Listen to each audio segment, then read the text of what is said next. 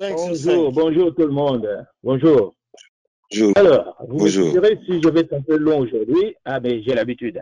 Alors, je pensais avoir préparé une nourriture, ce qu'on appelle un peu la bouillabaisse marseillaise.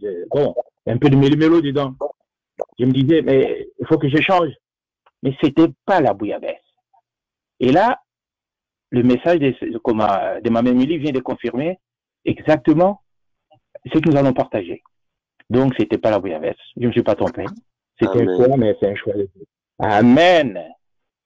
Amen. Alors, sans plus tarder, donc, on va prier pour partager notre nourriture de ce matin. Prions, frères et sœurs. Demandons à Dieu qu'il nous donne un peu la puissance et surtout qu'il puisse bénir la parole qu'on va partager ce matin. Prions. Gloire à toi, éternel. Père,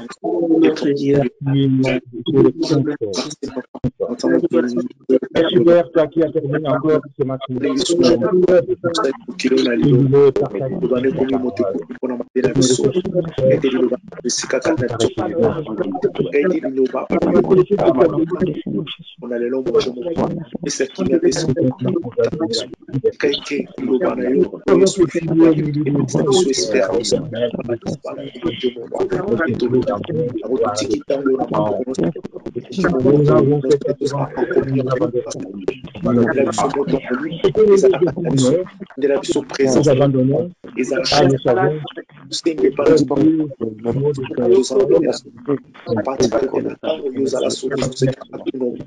C'est toi, et c'est toi qui te protège,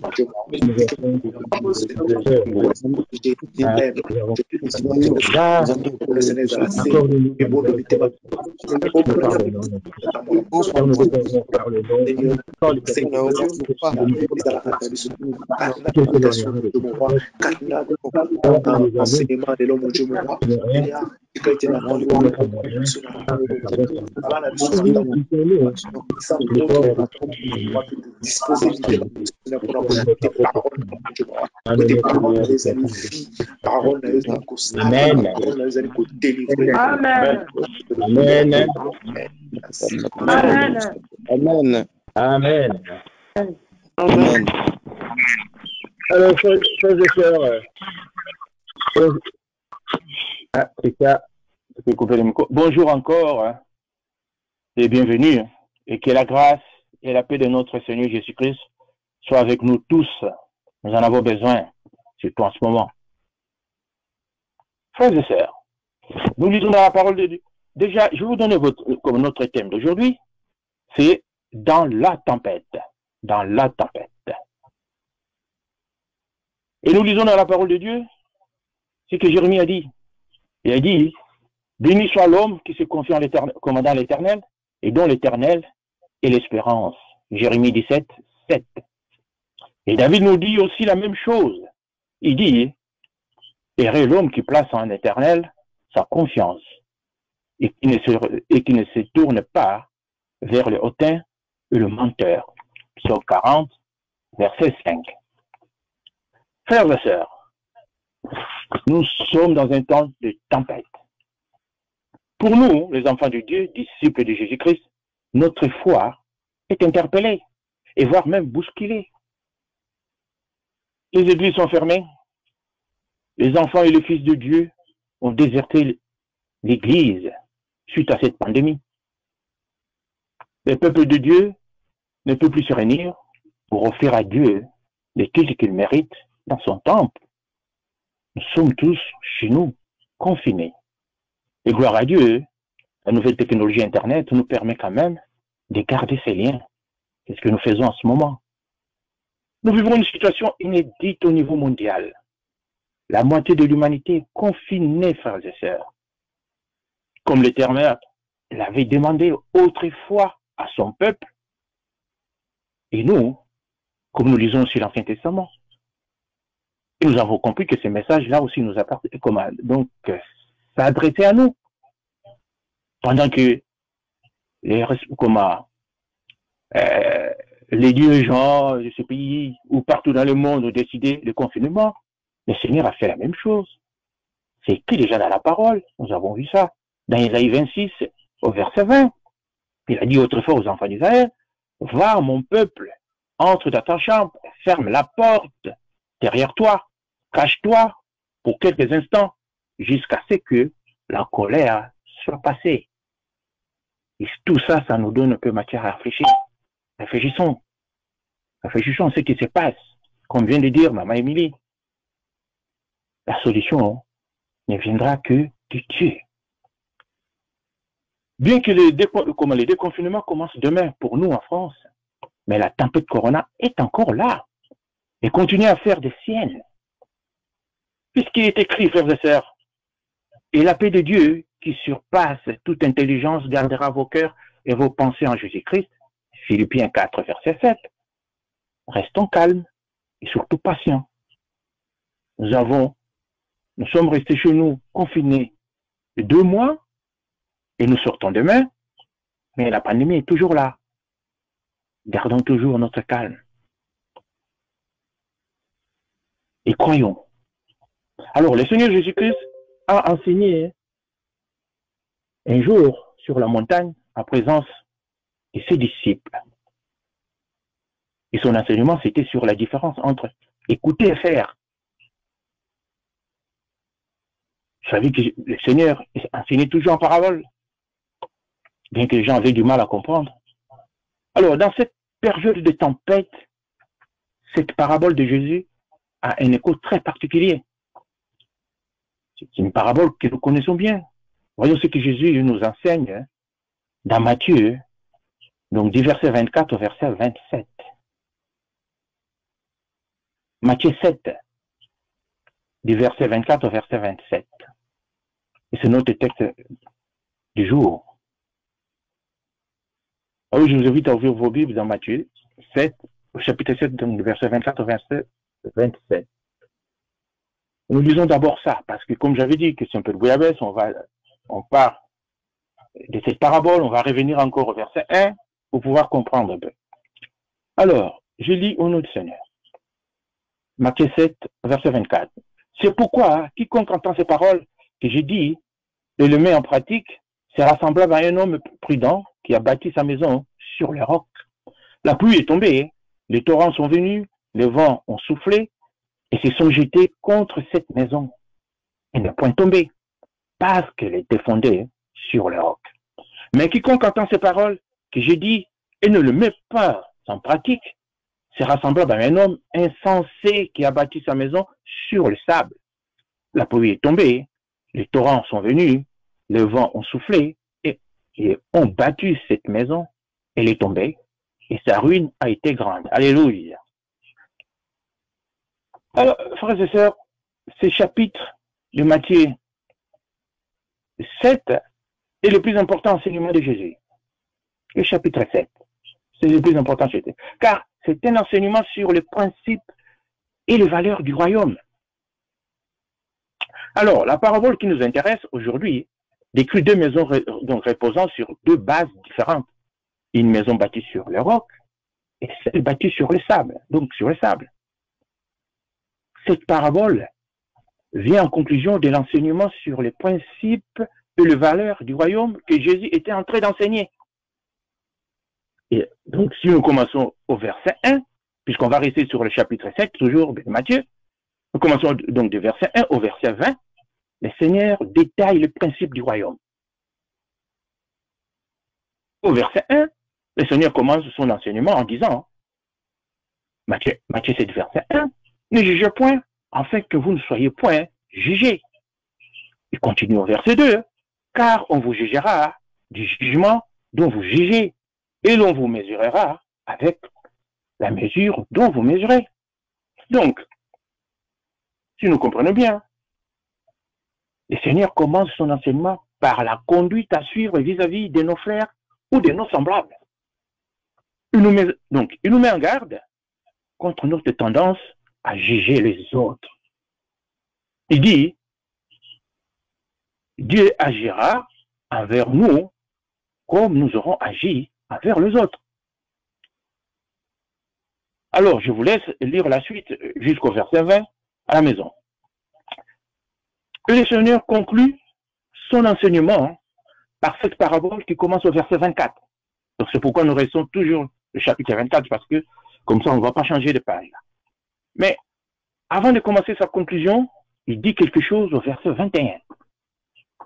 J'ai dit tout à l'heure, c'est un peu de bouillabaisse. On saute depuis le coq à l'âne. Le Seigneur nous met en garde contre une profession de foi qui ne serait que verbale. Ceux qui professent les connaître doivent aussi le montrer par les gestes. Il dit ceci, verset 21, il commence au verset 21. Ceux qui me disent Seigneur, Seigneur n'entreront pas tous dans le royaume des cieux, mais celui-là seul qui fait la volonté de mon Père, qui est dans le cieux.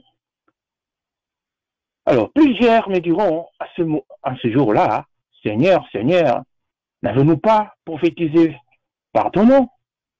N'avons-nous pas chassé des démons par ton nom? Et n'avons-nous pas fait beaucoup de miracles par ton nom? Alors, je leur dirai ouvertement, je ne vous ai jamais connu, retirez-vous de moi, vous qui commettez l'iniquité. Donc c'est du verset 21 au verset 23. Amen. Le Seigneur continue. Après avoir conclu donc avec le verset 24, par cette parabole d'une maison bâtie sur le roc et bâtie sur le sable, que nous avons lu tout à l'heure, j'ai relu encore, pour qu'on puisse bien entendre ça avant de continuer. C'est au verset 24, c'est là que commence la parabole de ces deux bâtisseurs. C'est pourquoi quiconque entend cette parole que j'ai dit et le met en pratique sera semblable à un homme prudent qui a bâti sa maison sur le roc. La pluie est tombée, les torrents sont venus, les vents ont soufflé et se sont jetés contre cette maison et ne point tombée parce qu'elle était tombée sur le roc. Non, parce qu'elle était fondée sur le roc. Mais quiconque entend ces paroles que j'ai dit et ne le met pas en pratique sera semblable à un homme insensé qui a bâti sa maison sur le sable. La pluie est tombée, les torrents sont venus, le vent ont soufflé et ont battu cette maison, elle est tombée et sa ruine a été grande. Alléluia. Il est question de bâtir sur le roc. Nous avons toujours tendance à dire machinalement quoi, bâtir sur le roc. Frères et sœurs, nous avons connu individuellement des moments de foi difficiles qui peuvent être considérés comme des tempêtes, des maladies, des morts. Mais aujourd'hui, nous vivons collectivement une épreuve extrêmement dure au niveau mondial. Nous affrontons cette pandémie coronavirus que même nos grands-parents n'ont pas connu. Il n'y a rien de pareil, frères et sœurs. Le monde entier est pris de court. Les spécialistes en médecine, les hommes politiques et même les hommes de Dieu. Tout le monde est pris de court. Dans son enseignement, le Seigneur a insisté sur la qualité du sol, car tout dépend du sol sur lequel est bâtie la maison, pour pouvoir tenir lorsque la tempête sera là. La maison du sage ne tombe pas, parce qu'elle était solidement bâtie sur le roc. Chapitre 25, toujours verset 7. Chapitre 7 au verset 25. La pluie est tombée. Les torrents sont venus, le vent a soufflé et se sont jetés contre cette maison. Elle ne point tombée parce qu'elle était fondée sur le roc. Mais la maison, construite sur un terrain instable, est tout simplement déstabilisée. Si nous lisons verset 27, la pluie est tombée, les torrents sont venus, le vent a soufflé et ont battu cette maison. Elle est tombée et sa ruine a été grande. Frères et sœurs, le Seigneur est tout simplement en train de nous dire ceci. Il dit, pour celui qui écoute mes paroles et ne fait pas ce que je dis, celui-là ressemble à quelqu'un de stupide, tout simplement. Le vent a soufflé fort sur les deux maisons, frères et sœurs. Mais la construction du sage sur de la pierre lui a permis de traverser cette tempête. Et le Seigneur précise en disant, au verset 24, c'est pourquoi quiconque entend ces paroles que j'ai dit et le met en pratique sera semblable à un homme prudent qui a bâti sa maison sur la roc. Les deux bâtisseurs, les sages comme le fou, ont subi la tempête, frères et sœurs. Mais il y a bien une différence dans leur façon de construire. Les sages s'est appuyé sur la partie cachée, la fondation, c'est-à-dire en s'appuyant sur la parole de Dieu, en plaçant sa foi en Jésus-Christ. C'est ce que le Seigneur nous demande. Le fou a construit en mettant plus d'importance sur la partie visible, extérieure. Pas de fondation solide. Et voilà que la tempête arrive, la maison détruite complètement. L'apôtre Paul nous dit que cette fondation de roc représente le Seigneur Jésus-Christ. Alors, dans 1 Corinthiens,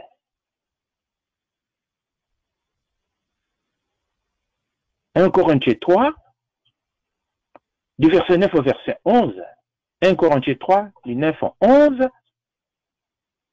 l'apôtre Paul nous dit ceci, verset 9. Car nous sommes ouvriers avec Dieu. Vous êtes le champ de Dieu, l'édifice de Dieu, selon la grâce de Dieu qui m'a été donnée. J'ai posé les fondations comme un sage architecte, un autre bâti dessus. Mais que chacun prenne garde à la manière dont il bâtit dessus. Car personne ne peut poser un autre fondement que celui qui a été posé, savoir Jésus-Christ. Frères et sœurs, cette fondation est déjà en place dans la personne de Jésus-Christ, dans son sang et dans sa justice. Si nous avons érigé notre vie en prenant le soin d'avoir Jésus-Christ comme fondement, notre vie tiendra ferme dans la tourmente de l'adversité. Dans la tempête que nous traversons, si nous avons la foi, nous prenons comme Jésus comme fondement, nous ne bougerons pas. Alors nous avons l'assurance qu'aucune intempérie ne peut le branler, frères et sœurs.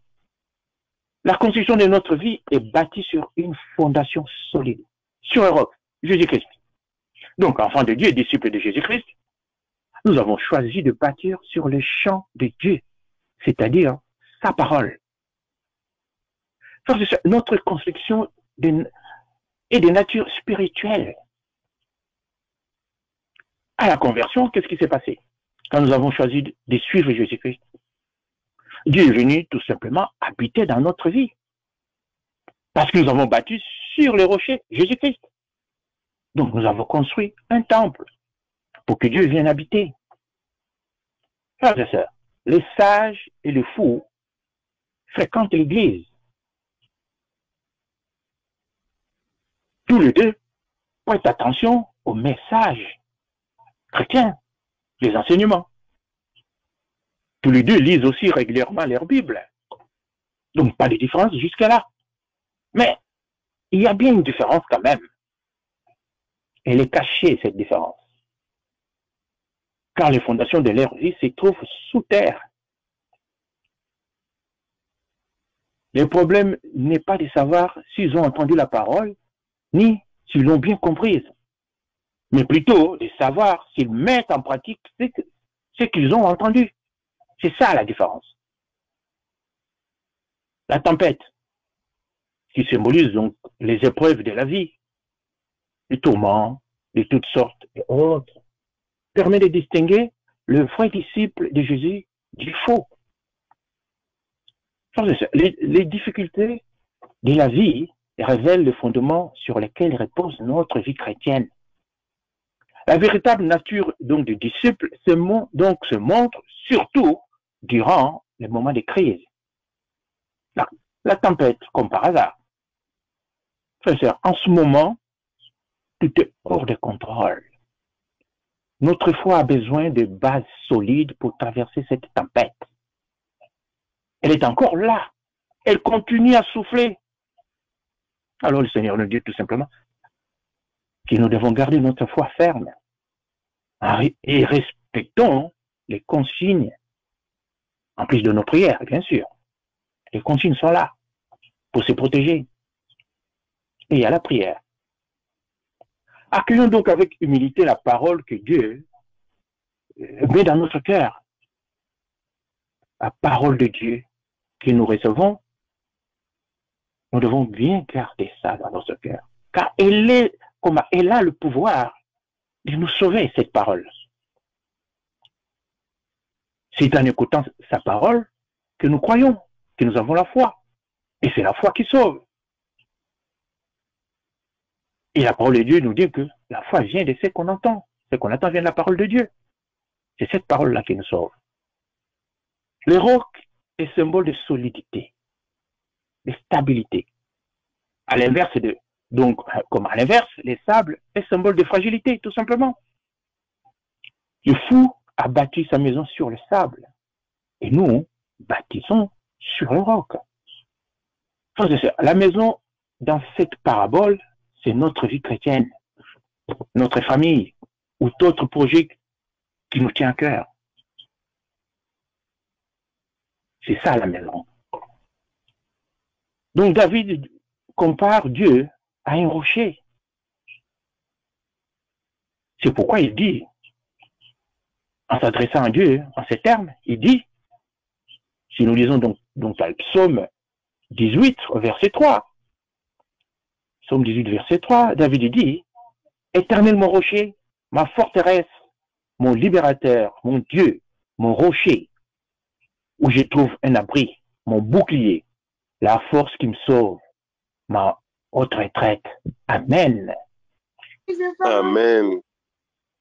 Frères et sœurs, si nous construisons notre maison sur le roc, en mettant en pratique la parole du Seigneur, nous tiendrons debout face aux tempêtes.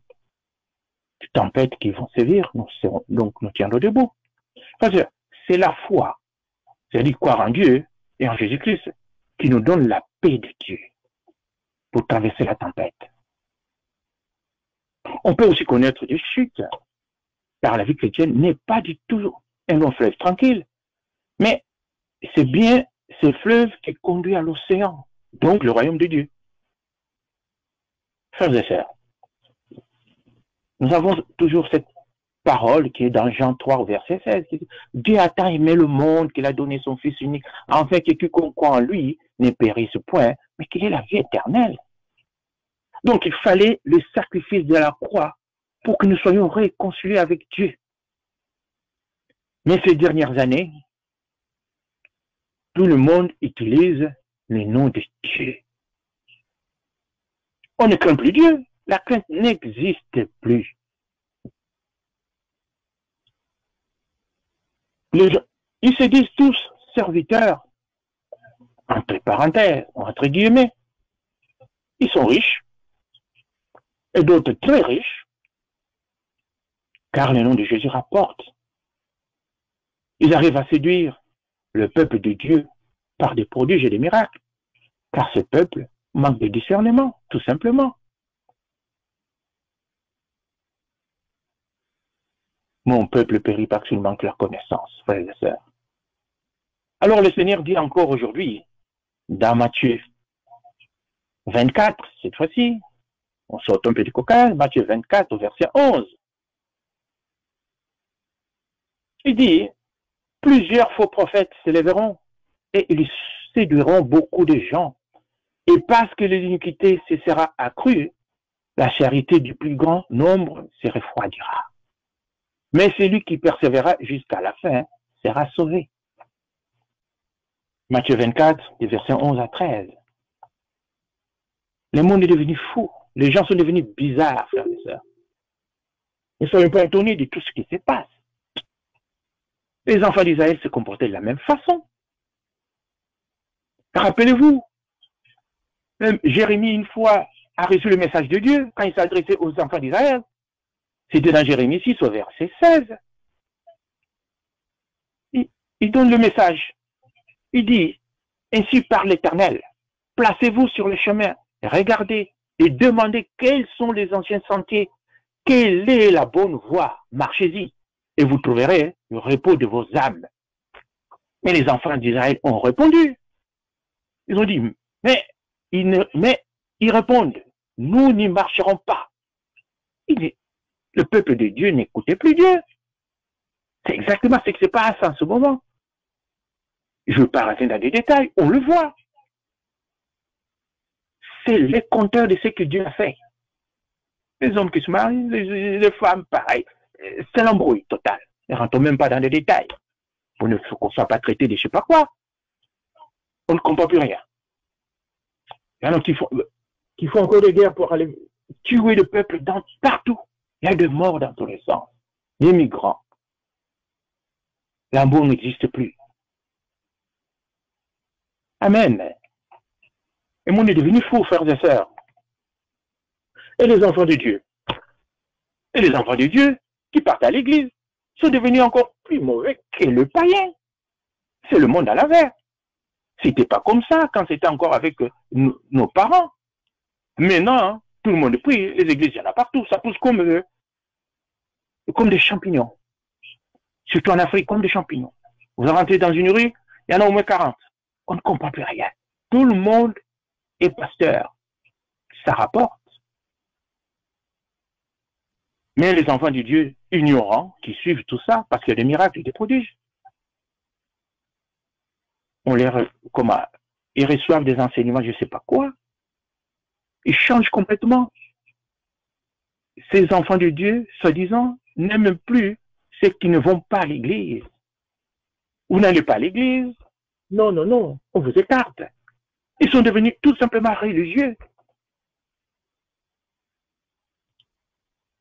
Tout fonctionne à l'envers. On voit le mal partout. Ne parlons même pas de ce qui se passe partout dans le monde. La liste est longue. Le monde va mal. Et qu'on passe des tempêtes comme ça, qui mettent le monde entier KO, il y a un problème.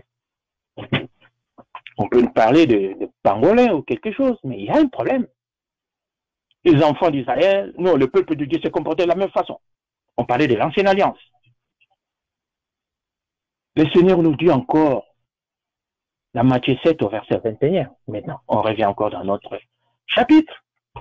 Il dit, ceux qui me disent Seigneur, Seigneur, n'entreront pas tous dans le royaume des cieux, mais celui-là seul qui fait la volonté de mon Père, qui est dans le ciel. Notre Dieu est amour. Il pardonne. Il est aussi le Dieu des réconciliations. C'est pour cette raison qu'il a envoyé son fils payer sur la croix. Parce qu'il voulait se réconcilier avec le peuple qui n'écoute plus. Mais il est tellement amour qu'il nous fait parfois oublier qu'il est aussi le Dieu de colère et de jugement. Nous disons ainsi machinalement comme ça, nous ne sommes plus sous la loi, mais sous la grâce. Et ça, on aime bien dire ça. C'est parce que nous faisons des bêtises. Et nous pouvons aller demander pardon. Et nous savons que Dieu pardonne, puisque nous sommes sous la grâce, soi-disant. Et que Dieu le Père pardonne tout. Et voilà où nous en sommes aujourd'hui. Mais le Seigneur nous rappelle ceci. Dans Matthieu 5 au verset 17. Matthieu 5 verset 17. Jésus nous dit ceci. À propos toujours de la grâce et de la loi, il dit, ne croyez pas que je sois venu pour abolir la loi ou les prophètes.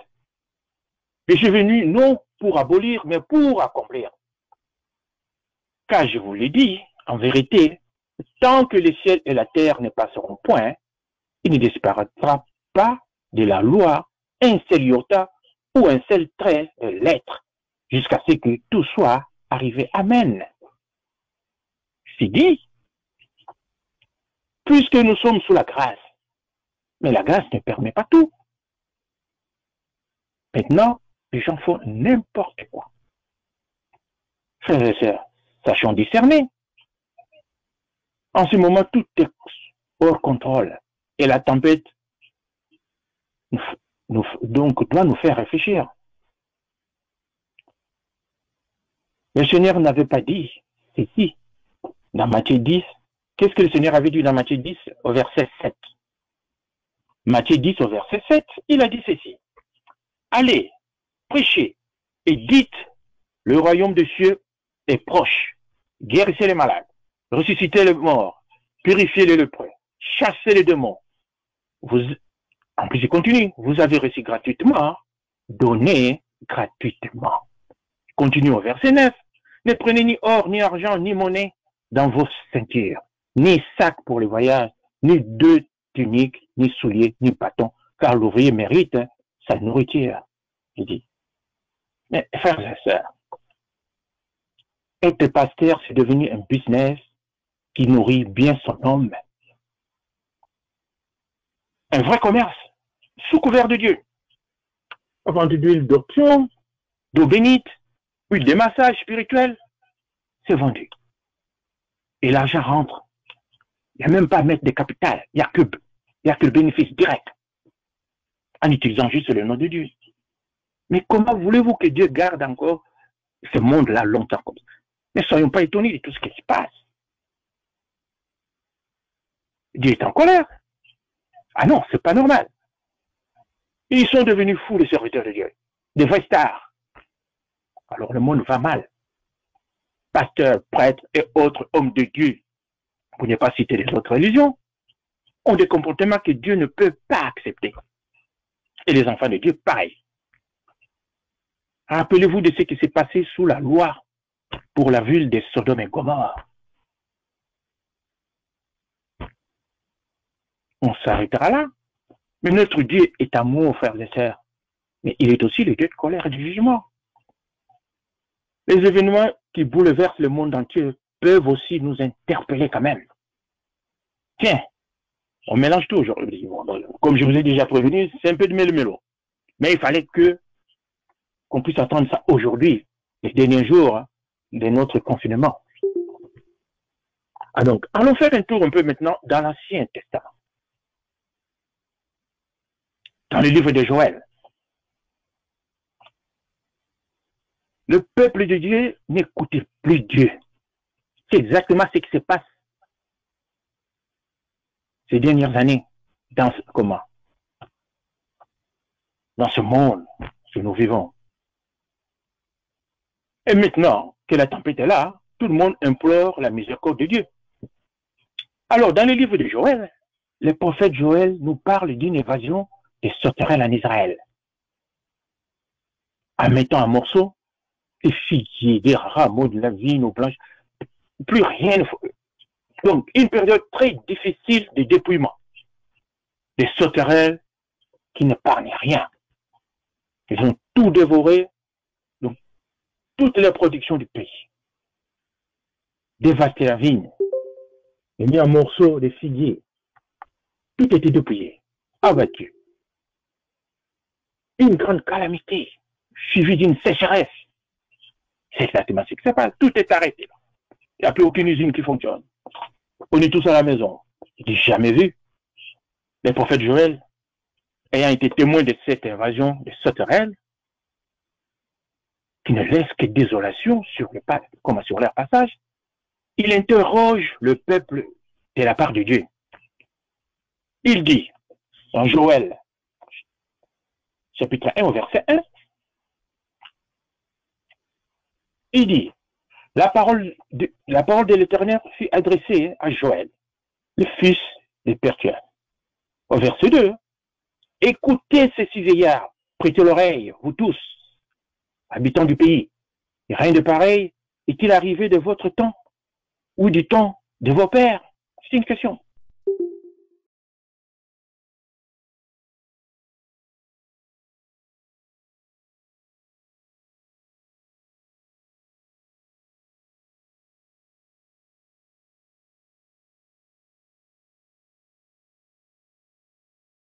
Papa Samy, tu as été déconnecté. Peux-tu te reconnecter avec ton téléphone, s'il te plaît?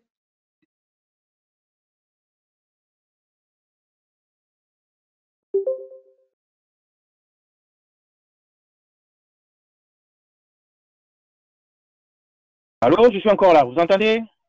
Ah, tu es de retour, parfait. Ah ouais. Il y a quelqu'un qui veut me sortir de là, mais sans effet. Alléluia. Amen. Amen. S'ils ne sont pas contents, c'est pas grave. Moi, je continue.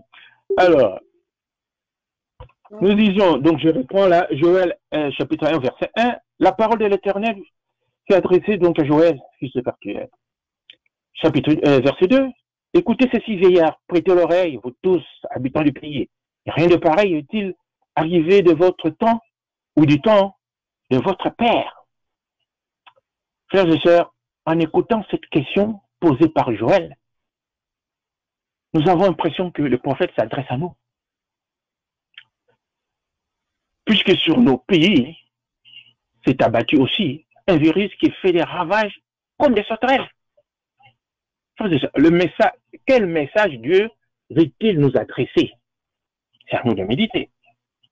Nous lisons au verset 1, donc Israël était dans une grande détresse. Non, au verset 11, toujours au chapitre 1 de Joël.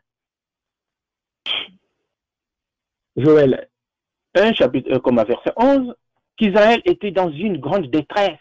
Toute la nation était menacée par la famine, frères et sœurs. Il est écrit ceci, verset 11, les laboureurs sont consternés. Les vignerons gémissent à cause du froment et de l'orge, parce que la moisson des champs est perdue complètement. Il n'y a plus rien à manger. Parce que c'est à cause de la pandémie coronavirus que nous vivons maintenant, les pays sont paralysés aussi. Fermeture des entreprises, des commerces, etc. Les chaos total. Il y a de quoi se poser une question, mais même si on ne croit pas.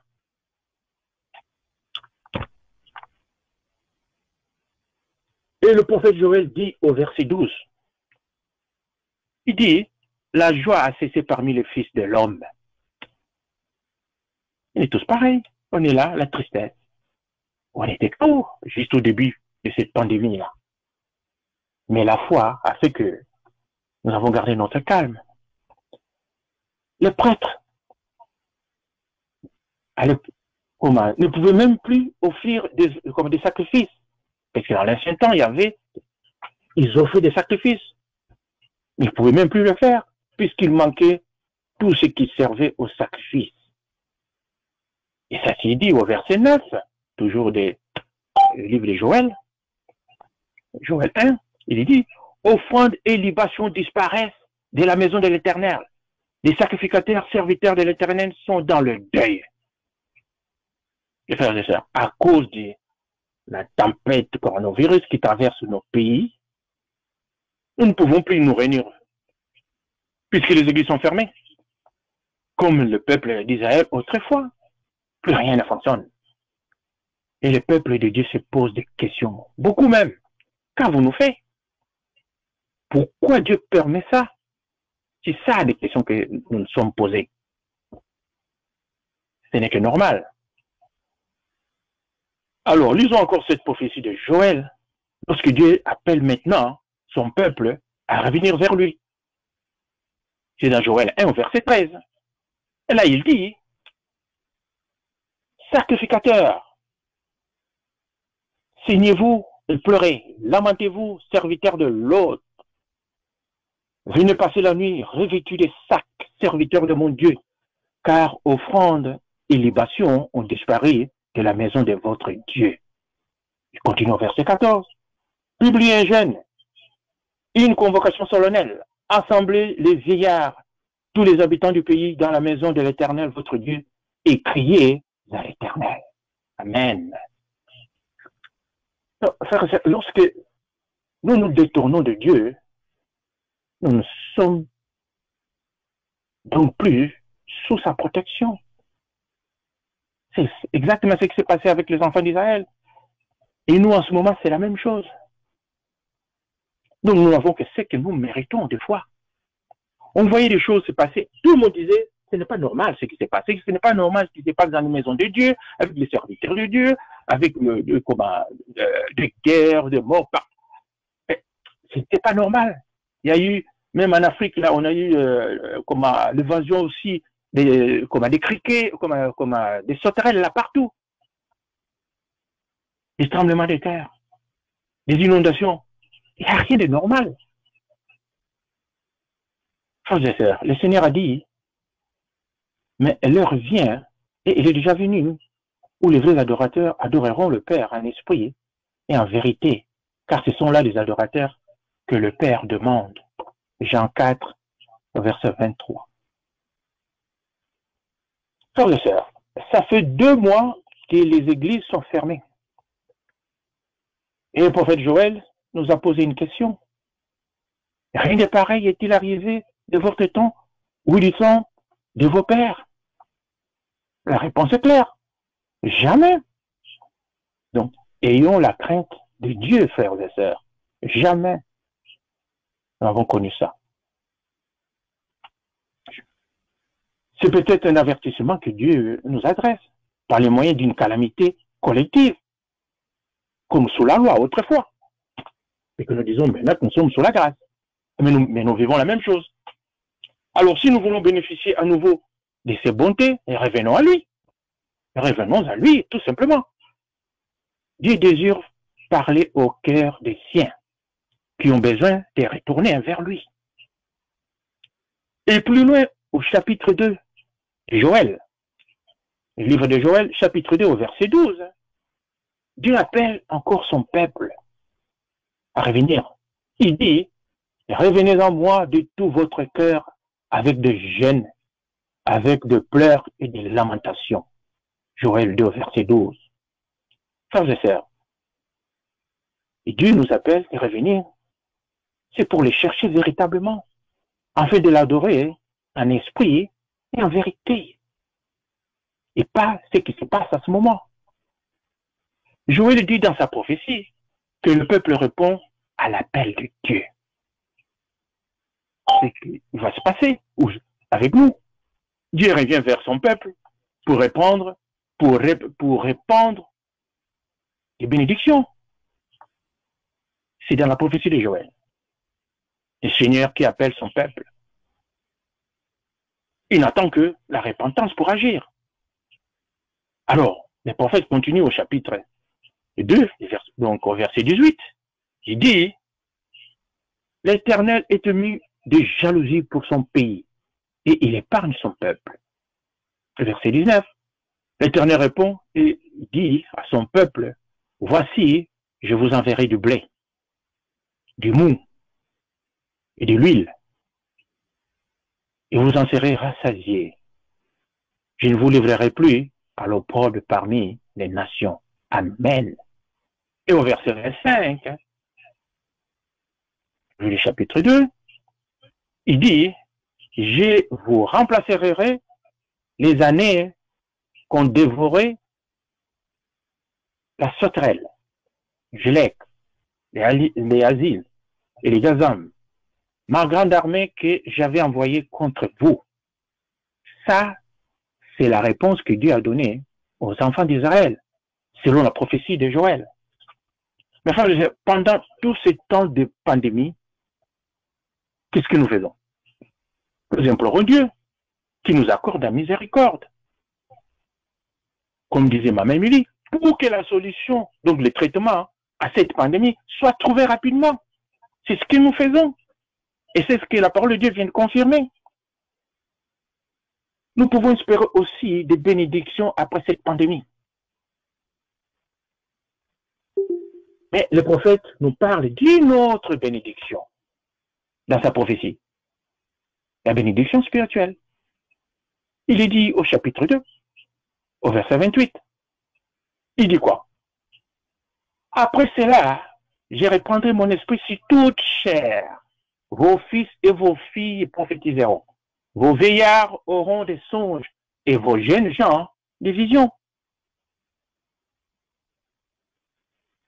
Nous comprenons qu'après ce temps de preuve, lorsque, comme il dit, lorsque vous reviendrez vers moi, je reprendrai mon esprit sur vous.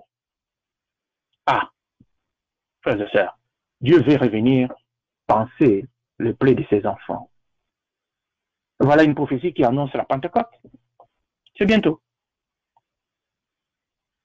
Ceux qui me disent Seigneur, Seigneur n'entreront pas tous dans le royaume des cieux, Mais celui-là, celle qui fait la volonté de mon Père qui est dans le cieux.